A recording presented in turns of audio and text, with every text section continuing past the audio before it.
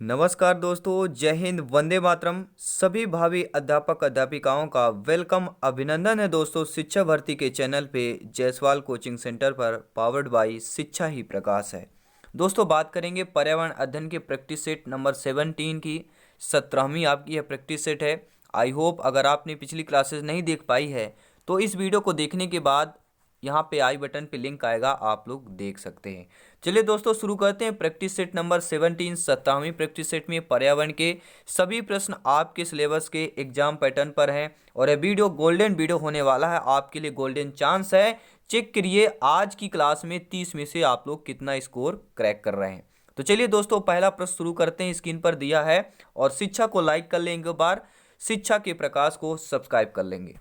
प्रश्न है, चिपको आंदोलन किस राज्य से संबंधित है। चिपको आंदोलन से एक प्रश्न जरूर आता है आपके टीटी एग्जाम में, झारखंड में, छत्तीसगढ़ में, बिहार में या उत्तराखंड में। तो सभी लोग जानते हैं चिपको आंदोलन का संबंध उत्तराखंड राज्य से है, ठीक है। और उत्तराखंड राज्य में सर्वप्रथम 1973 ईस्वी को इस आंदोलन की शुरुआत की गई थी और इस आंदोलन के प्रणेता आपके जो प्रणेता बिंदु या पर्यावरणविद कह सकते हैं तो आपके सुंदरलाल बहुगुणा थे और इंदिरा गांधी शांति पुरस्कार से इन्हें सम्मानित चंडी प्रसाद भट्ट इनके सहयोगी थे। देखिए तो इंदिरा गांधी शांति पुरस्कार से सम्मानित कौन है, चंडी प्रसाद भट्ट हैं जो इनके सहयोगी थे चिपको आंदोलन में आपके सुंदरलाल बहुगुणा के। और यह आंदोलन वृक्षों की कटाई के विरोध में किया गया था। दूसरा प्रश्न दोस्तों है कि इनमें से कौन सी एयरलाइंस वर्तमान सेवा में नहीं है। ऐसी एयरलाइंस का नाम बताइए जो अभी वर्तमान सेवा में ना हो। किंगफिशर हो गया, एयर इंडिया हो गया, एयर सहारा हो गया या जेट विमान हो गए। तो आप लोग जानते हैं एयर इंडिया का भी लगभग आपका चल रहा है, इशू है लेकिन शायद चालू हो गई है। तो एयर सहारा जो है, ठीक है, तीसरा ऑप्शन सही हो जाएगा। एयर सहारा जो है एयरलाइंस यह सेवा उपलब्ध नहीं है, ठीक है, क्योंकि एयर सहारा एयरलाइंस का विलय एयर इंडिया एयरलाइंस से कर दिया गया था। अगला प्रश्न देख लेते हैं, क्या दिया गया स्क्रीन पर है, इनमें से कौन सा युग्म ठीक नहीं है। गन्ना चीनी यानी चीनी से गन्ना बनता है। रेशमी वस्त्र किससे बनता है, जूट से, तो जूट से तो ये रेशमी वस्त्र नहीं बनता है। जूट वस्त्र रेशे से बनता है, ठीक है। अभ्रक क्या होता है, विद्युत उपकरण है, बिल्कुल सही बात है। सूती वस्त्र कपास से बनता है, बिल्कुल सही बात है। तो दूसरा ऑप्शन बेमेल दिया हुआ है, युग्म ठीक नहीं, क्योंकि जूट जो होता है वह क्या होता है, रेशम रेशम की कीट की लार्वा की लार ग्रंथियों से बनता है, ठीक है। आई हो आप लोग अच्छे तरीके से समझ पा रहे होंगे। अगला प्रश्न लाजवाब प्रश्न है, सिलेक्शन वाला प्रश्न है कि मध्य प्रदेश का सबसे लंबा बांध कौन सा है। इंदिरा गांधी सागर बांध, बारगी बांध, बन सागर बांध या गांधी सागर बांध। तो मध्य प्रदेश का सबसे लंबा बांध कौन सा है, तो वह आपका बारगी बांध है। और हम बारगी बांध में अगर बात करें तो बारगी बांध जो है लगभग 5357 यानी कि 5357 मीटर लंबा है बारगी बांध, आप लोग समझ सकते हैं, जो मध्य प्रदेश का सबसे लंबा बांध कहलाता है। और इंदिरा सागर अगर बांध पूछा जाए तो 653 मीटर आपका इंदिरा सागर बांध है।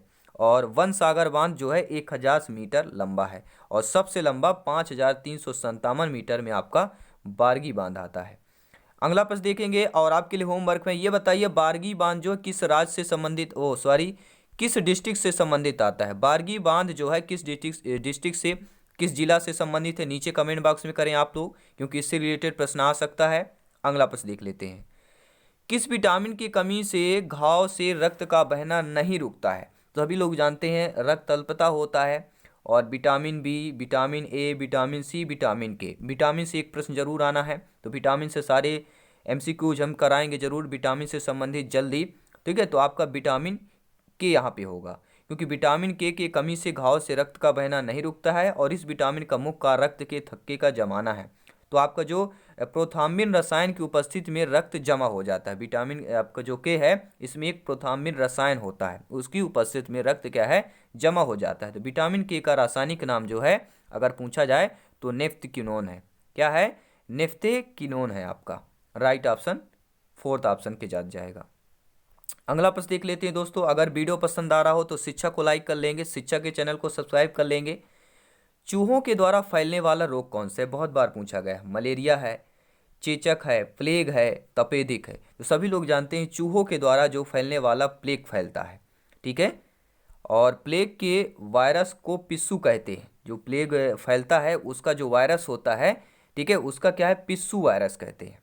और पिस्सू परजीवी के रूप में चूहों पर निर्भर रहते हैं। प्लेग से शरीर के फेफड़े तथा लाल रक्त कणिकाएं प्रभावित होती है। प्लेग रोग से क्या क्या चीज़ें प्रभावित होती है, मानव शरीर के जो फेफड़े होते हैं और क्या होता है, रक्त लाल कणिकाएं आरबीसी आपकी प्रभावित होती है, रेड ब्लड बैंक। अगला प्रश्न देख लेते हैं। प्राथमिक समाजीकरण है किशोरावस्था में समाज से सीखना, शुरुआती आयु में परिवार एवं मित्रों से सीखना, प्राथमिक स्तर पर समाज से सीखना, शिक्षकों का अनुसरण करना। तो प्राथमिक समाजीकरण क्या होता है बच्चों के लिए, वह होता है शुरुआती आयु में जो होती है परिवार एवं मित्रों से सीखना ही प्राथमिक समाजीकरण कहलाएगा। प्राथमिक यानी शुरुआती आयु में, सामाजिक यानी परिवार एवं मित्रों से सीखना, वह आपका समाजीकरण हो जाएगा। ठीक है, आई होप आप लोग अच्छे तरीके से समझ पा रहे होंगे और उम्मीद है कि मैं अच्छे तरीके से आपको समझा पा रहा हूं। दोस्तों सभी मित्रों को जय हिंद वंदे मातरम है। अगला प्रश्न आ चुका है, एक खेती से संबंधित प्रश्न आएगा। ठीक है, क्योंकि किसान और खेती दोनों मित्र हुए और बहुत ही बढ़िया यहाँ पे किसान जैसे शिक्षक देश के निर्माण में सर्वज्ञ होते हैं, सबसे बड़ा योगदान होता है, उसी ही देश को अन्न जल जो है उत्पादन करने में किसान भाइयों का बहुत बड़ा योगदान है। तो आप जितने भी मेरे किसान भाइयों के परिवार हैं जुड़े हुए हैं उन सभी को नमन है। और अगला प्रश्न यह है कि कौन सी खरीफ की फसल नहीं है, गन्ना, चावल, गेहूं, मक्का। देखिए खरीफ की फसल जो होती है जून जुलाई में बोई जाती है, ठीक है, और रबी की फसल जो अभी वर्तमान में होगी, ठीक है, अक्टूबर नवंबर में आपकी रबी की फसल बोई जाती है। यानी ठंडी में रबी की फसल क्या है आपकी बोई जाती है और गर्मी में काटी जाती है। और खरीफ क्या होता है, गर्मी में बोया जाता है, ठंडी में काटा जाता है। अब आप सोचिए खरीफ की फसल गर्मी में क्या बोते हैं, गन्ना बोते हैं, चावल बोलते हैं, गेहूं बोते हैं या मक्का बोलते हैं, क्या बोते हैं गर्मियों में। तो दोस्तों गेहूं तो आपका रबी की फसल हो जाएगा। ठीक है, तो देखिए मैं बता देता हूं खरीफ की फसल नहीं है, तो गेहूं रबी की फसल इसलिए खरीफ में नहीं आएगा, ना कि गन्ना, चावल, मक्का ये तीनों आपके खरीफ के फसल में आ जाएंगे। जैसे आपका गेहूं, जौ, चना, मटर, सरसों जब भी वर्तमान में बोया जा रहा है अक्टूबर नवंबर में, वो आपकी रबी की फसल कहलाती है। अगला प्रश्न दोस्तों है, कौन सा पदार्थ बायोगैस संयंत्र में प्रयोग नहीं होता है, खनिज तेल नहीं होता है, पशु मल जो होता है, जैव कचरा या मानव मल। तो बायोगैस संयंत्र में कौन सा पदार्थ प्रयोग नहीं होता है, तो सभी लोग जानते हैं पशु मल, जैव कचरा, मानव मल, ये तीनों जो है बायोगैस संयंत्र में प्रयोग होता है, लेकिन खनिज तेल का प्रयोग नहीं किया जाता है। ठीक है दोस्तों, आई होप आप लोग अच्छे तरीके से समझ पा रहे होंगे। देखिए बायोगैस संयंत्र में क्या क्या होता है, गोबर डालते हैं, पशुमल, मानव मल, सब रासायनिक कचरा उसमें डाल देते हैं और क्या होता है उस ऊर्जा को प्राप्त होती है, डालकर ऊर्जा प्राप्त करते हैं और इससे क्या होता है स्वच्छ ऊर्जा का उत्पादन किया जाता है बायोगैस संयंत्र द्वारा। और इस प्रक्रिया में किसी प्रकार का पर्यावरण प्रदूषण भी उत्पन्न नहीं होता है। तो इस संयंत्र में खनिज तेल का प्रयोग नहीं होता है, आप सभी लोग जानते हैं। अगला प्रश्न लाजवाब है, इस प्रश्न का उत्तर दीजिएगा, बेहतरीन प्रश्न है सिलेक्शन की वजह से दोस्तों कि विश्व का अधिकतम समाचार पत्र कागज कहाँ से प्राप्त होता है। आपके पर्णपाती वन से प्राप्त होता है, वर्षा वन से प्राप्त होता है, मैग्रो वन से प्राप्त होता है या मानसून वन से प्राप्त होता है। तो विश्व का अधिकतम समाचार पत्र कागज कहाँ से प्राप्त होता है, तो आपके पर्णपाती वन से प्राप्त होता है, पहला ऑप्शन सही हो जाएगा। अगला प्रश्न देखेंगे, खाद्य श्रृंखला में ऊर्जा का प्रवाह होता है, जो खाद्य श्रृंखला होती है, खाद्य श्रृंखला से भी एक प्रश्न आएगा। तो ऊर्जा का प्रवाह कैसा होता है, बहुदिशीय होता है, एक दिशीय होता है, चक्रीय होता है या उभय दिशीय होता है। तो मेरे प्यारे में सभी लोग जानते हैं, अगर आपने एनसीईआरटी की बुक पढ़ी है, क्योंकि ये सभी प्रश्न आपके एनसीईआरटी की बुक यानी कि जो सिलेबस है आपका उसके अकॉर्डिंग बनाया गया है, क्योंकि सिलेक्शन यहाँ पे सर्वोपरि है। तो खाद्य श्रृंखला में ऊर्जा का प्रवाह आपका एक दिशीय रूप में होता है, सेकंड ऑप्शन आप लोगों का सही हो जाएगा। क्योंकि दोस्तों सभी लोग जानते हैं किसी परिस्थिति तंत्र में खाद्य श्रृंखला विभिन्न प्रकार की जीवधारियों का वह क्रम है जिससे जीवधारी भोज एवं भक्षक के रूप में संबंधित रहते हैं और इनमें होकर खाद्य ऊर्जा का प्रवाह एक ही दिशा में अर्थात एक दिशीय होता है। अगला प्रश्न देख लेते हैं, परितंत्र में ऊर्जा का प्राथमिक स्रोत क्या होगा, सूर्य का प्रकाश, वनस्पति, परमाणु ऊर्जा, भोजन। तो सभी लोग जानते हैं परितंत्र में अगर बात कर रहे हैं ऊर्जा का प्राथमिक स्रोत आपका सूर्य का प्रकाश ही होगा। ठीक है, क्यों होता है, क्योंकि सूर्य से प्राप्त ऊर्जा का स्रोत खाद्य रूप में परिवर्तित करने का कार्य पौधों द्वारा ही संपादित किया जाता है, जो प्रकाश संश्लेषण द्वारा आपकी कार्बन डाइऑक्साइड यानी कि CO2 तथा जल से भोज्य पदार्थों का निर्माण करते हैं और अतः परितंत्र में ऊर्जा का प्राथमिक स्रोत आपका सूर्य हो जाएगा। अगला प्रश्न देखिएगा ध्यानपूर्वक इस प्रश्न को कि भारत में वन संरक्षण दिवस अधिनियम कब बना था। जो आपका वन संरक्षण अधिनियम बना था तो दिवस जो है वह कब बना था, 1972 में, 1980 में, 1986 में या आपके 1974 में। तो भारत में वन संरक्षण दिवस अधिनियम कब बन गया था मेरे प्यारे मित्रों? तो ये आपके 1980 में बन गया था। आपका सेकंड ऑप्शन सही हो जाएगा। अगला प्रश्न देख लेते हैं। इनमें से कौन सी नदी जो है वृद्ध गंगा के नाम से जानी जाती है? वृद्ध गंगा के नाम से जानी जाती है आपकी गोदावरी नदी, महानदी, कृष्णा नदी, कावेरी नदी। तो मैं आपको 50-50 करे देता हूँ, गोदावरी या कावेरी। सभी लोग बताएं। वृद्ध गंगा के नाम से जानी जाती वह नदी आपकी गोदावरी नदी हो जाएगी। पहला ऑप्शन सही हो जाएगा। अब देख रहे हैं दोस्तों अगला प्रश्न। उम्मीद है आप लोग सभी लोग वीडियो अच्छा देखे होंगे, अच्छा एक्सपीरियंस देख। मैं सभी के देखे दोस्तों कमेंट्स बॉक्स पढ़ता हूँ। कुछ लोगों के इतने अच्छे कमेंट्स होते हैं कि भैया मैं तो कहता हूँ अगर मेरे हाथ में सिलेक्शन हो तो उन्हीं को दे दूँ, क्योंकि वो लोग अच्छा रीड करते हैं, वो लोग शिक्षा को पूजते हैं। जो लोग शिक्षा को पूजते हैं वही सक्सेस होते हैं। तो शिक्षा को हमेशा पूजिए, शिक्षा को हमेशा सम्मान दीजिए। तो शिक्षक के, क्योंकि शिक्षक का चैनल है, शिक्षकों का चैनल है, आपका परिवार है, वीडियो लाइक शेयर करते रहें, शिक्षा को सपोर्ट करें, शिक्षा को सब्सक्राइब करें। और बात कर रहे हैं दोस्तों कि भारत में पूर्व से पश्चिम की ओर बहने वाली सबसे लंबी नदी साबरमती होगी, लूनी नदी होगी, ताप्ती नदी होगी या नर्मदी। और मैं बता देता हूँ नदी से संबंधित एक प्रश्न जरूर आएगा। मध्य प्रदेश में जितनी नदियाँ हैं उनसे एक प्रश्न आना है, तो नदियों से संबंधित प्रश्न तैयार कर लीजिए। भारत में पूर्व से पश्चिम की ओर बहने वाली सबसे लंबी नदी आपकी नर्मदा नदी ही है दोस्तों। आपका फोर्थ ऑप्शन सही हो जाएगा। अगर पूछ लिया जाए इसकी नर्मदा नदी की लंबाई कितनी है, तो आपको 13-12 किलोमीटर इसकी लंबाई है आपकी। और यह नदी जो है भ्रंश नदी यानी कि रिफ्ट रिवर का उदाहरण है। लूनी नदी की लंबाई 320 किलोमीटर है और साबरमती की लंबाई 371 किलोमीटर है और आपकी ताप्ती नदी की लंबाई 724 किलोमीटर है। तो हम बात कर रहे हैं आपकी नर्मदा नदी की, तो 13-12 किलोमीटर होगा। ठीक है, चलिए अगला प्रश्न देख लेते हैं। लाजवाब प्रश्न है। सभी प्यारे मित्र हैं, सभी लोग आप लोग भावी अध्यापक अध्यापिकाएं हैं और वीडियो को अंत तक देखिए, फीडबैक दीजिए कितना स्कोर कर रहे हैं। बच्चे दुनिया के बारे में अपनी समझ का सृजन करते हैं। जो बच्चे होते हैं दुनिया के बारे में अपनी समझ का सृजन करते हैं। यह कथन श्रेय जाता है किसको जाता है? यानी एक ये कथन कहने वाले कौन है कि बच्चे दुनिया के बारे में अपनी समझ का सृजन कर लेते हैं?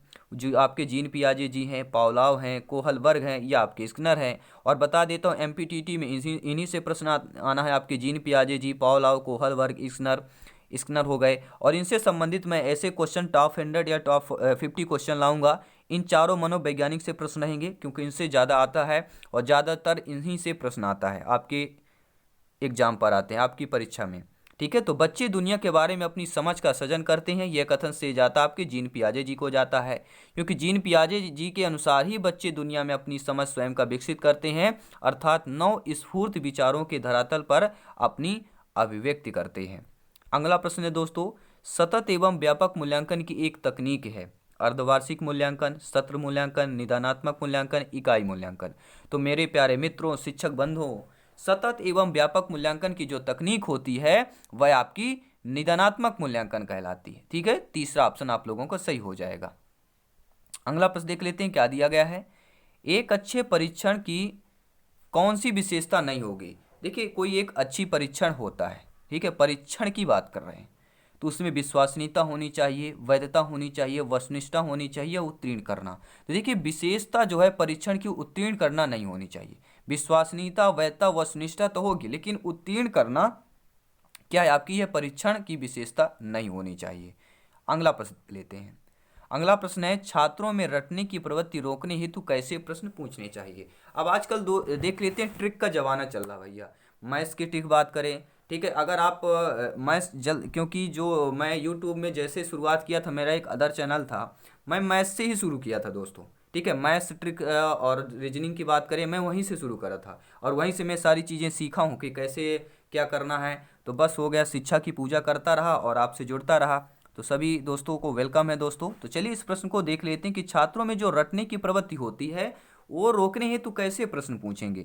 आप लोग शिक्षक हैं, आप लोग जानते हैं कि लघु उत्तरीय प्रश्न पूछेंगे, वस्तुनिष्ठ प्रश्न, दीर्घ उत्तरीय या निबंधात्मक प्रश्न। ठीक है, तो छात्रों में रटने हेतु जो रटने की प्रवृत्ति है उसको रोकना है, तो आप लोगों को वस्तुनिष्ठ प्रश्न पूछेंगे। सही है, आप विकल्पीय प्रश्न पूछेंगे तो छात्रों क्या रटने की, क्योंकि विकल्प है, वो रटने की जो प्रवृत्ति होती है वह कम हो जाएगी, उससे आप रोक सकते हैं बच्चों में। ठीक है, अगला प्रश्न देख लेते हैं, क्या दिया गया दोस्तों। वीडियो लाइक करते रहेंगे और शिक्षा को सपोर्ट करना चाहते हैं तो सब्सक्राइब भी कर लेंगे। पौधे के विभिन्न भागों की शिक्षण हेतु आवश्यक है। दोस्तों आप लोग देखते हैं कोई भी पौधा है, ठीक है, अगर यहाँ पे कोई पौधा है, कोई तना होता है, जड़ होता है, ठीक है, सारी चीज़ें ये होती हैं पौधे में, फूल पत्ती ये सारी चीज़ें। तो एक पौधा है जो विभिन्न भाग होते हैं, तो इन भागों की शिक्षण हेतु आवश्यक क्या होता है। पौधे का अवलोकन करना, ठीक है, या पाठ्य पुस्तक होगा, या श्यामपट्ट होगा, या पौधे का चित्र होगा, जैसे मैं समथिंग आपकी स्क्रीन पर बनाया था। तो पौधे के विभिन्न भागों के शिक्षण हेतु क्या आवश्यक होता है, उसका आवश्यक होता है कि पौधे का अवलोकन करना। पौधे का अवलोकन करना सबसे आवश्यक होता है, ठीक है, क्योंकि इससे छात्रों के पौधों से संबंधित जो प्रक्रिया का ज्ञान आसानी से हो जाता है। अगला प्रश्न देख लेते हैं, लड़के लड़कियों की अपेक्षा अधिक बुद्धिमान होते, यह कथन कैसा होगा।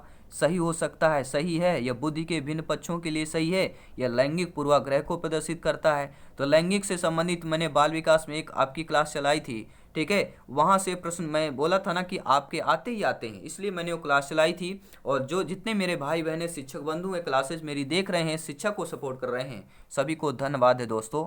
तो इस प्रश्न का उत्तर दीजिए, लड़के लड़कियों की अपेक्षा अधिक बुद्धिमान होते हैं, यह कथन आपका कैसा है। यह लैंगिक पूर्वाग्रह को प्रदर्शित कर रहा है, क्योंकि यहाँ पे तुलना कर रहा है, लड़के लड़कियों की अपेक्षा अधिक, यानी लड़कों को अधिक बुद्धिमान बताया गया है लड़कियों की अपेक्षा में, तो क्या हो गया, तुलना हो गया, यानी कि लैंगिक पूर्वाग्रह को प्रदर्शित किया जा रहा है।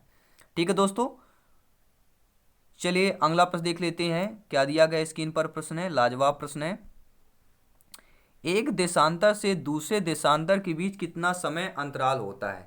ठीक है, जब आप देशांतर होती है आप लोग जानते होंगे, ठीक है, जो देशांतर होता है वह एक से लेके दूसरे देशांतर के बीच कितना समय का अंतराल होता है। 4 मिनट का होता है, 1 घंटा का होता है, 15 मिनट का होता है, 2 घंटे का होता है।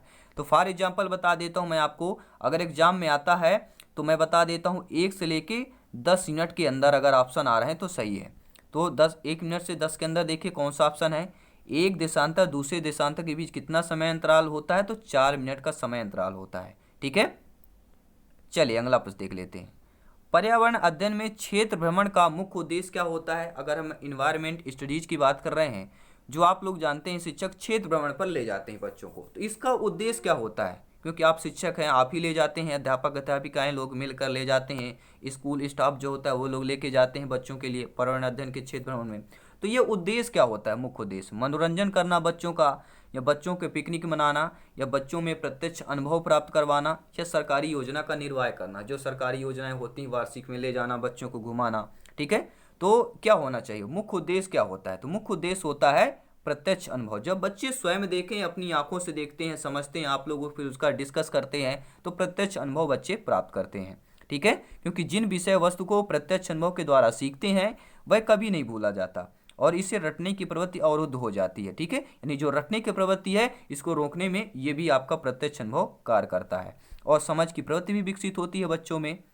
चलिए अगला प्रश्न देख लेते हैं, स्क्रीन पर आ चुका है मेरे प्यारे मित्र, इस प्रश्न का जवाब दीजिएगा।